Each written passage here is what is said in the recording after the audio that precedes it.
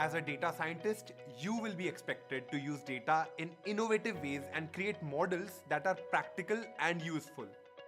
But it's only one part of the equation.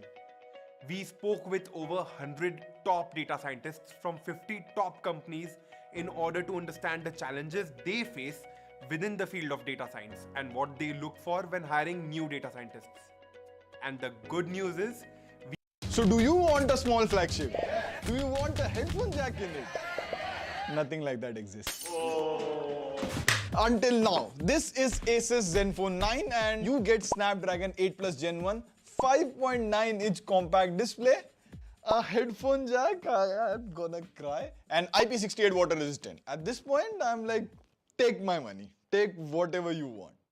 But hang on right there, it's mostly not releasing in India. Why? What? Well, this is Prateek, you're already watching TechWiser. And in this video, we'll see why this is the flagship India deserves. And at the end of the video, we'll talk about the cons and why doesn't Asus launch these phones in India and why compact smartphones don't actually work. Well, for one, this is a different flagship box. You get the phone, good black case, good SIM ejector tool. It looks like a location pin. Oops, I just dropped my location here. Get it? Get it? 30 watt USB-C charger, Type-C to Type-C cable. And look at the size of this phone. Whoa!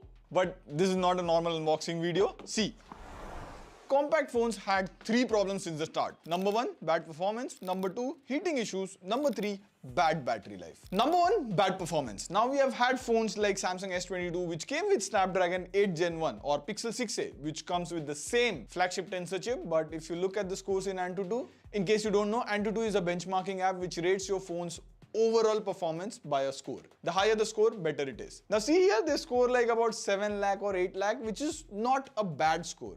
But if you compare these phones to their full-size flagship phones, they perform worse. So these compact smartphones had somewhere performance compromised. And on the other hand, the Asus Zenfone 9 comes with the latest Snapdragon 8 Plus Gen 1, 8GB LPDDR5 RAM, 128GB UFS 3.1 storage. In short, all top of the line specs.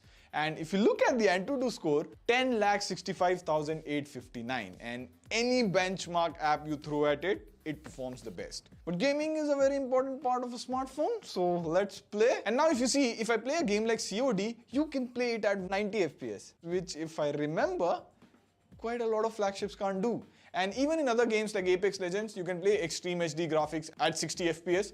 And the gameplay is really good, of course, for the initial 30 minutes. And the funny thing is, Asus Zenfone 9 is still smaller than all the Android or these Android flagship smartphones out there. And that's not it. It is smaller and still has a headphone jack. So I guess space was never the issue to put a headphone jack. Money was, you know.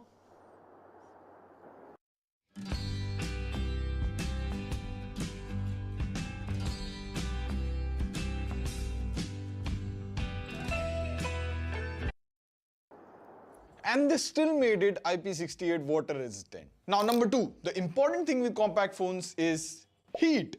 Even after this capped performance, compact smartphones do heat, or I might say overheat. Like, let me clear this myth, all smartphones heat. And especially in this type of Indian heat, like even I can't stand for 10 minutes, how will a smartphone work? But throughout my 2 to 3 days of usage, it has stayed pretty good. Like, it does get warm when you game, even hot when you play game for a long time, but like a normal phone, it stays cool most of the time. Now, some of the credit goes to the heating system. They have made the phone a bit smaller than last year, but they made it a bit thicker. And even got the space to put in 2 times larger cooling chamber. Number 3, bad battery life. Now, the major thing with smaller compact phones, and that's the reason that they don't sell well, is it has a bad battery life. Like, there was a 2019 survey, users gave number 1 priority to battery life while buying a phone. Like, of course, even me, I'm just okay with charging my phone only 1 time a day, that's it. But this thing still manages to put in a 4300 mAh battery and it easily goes through 1 day, even if you use a camera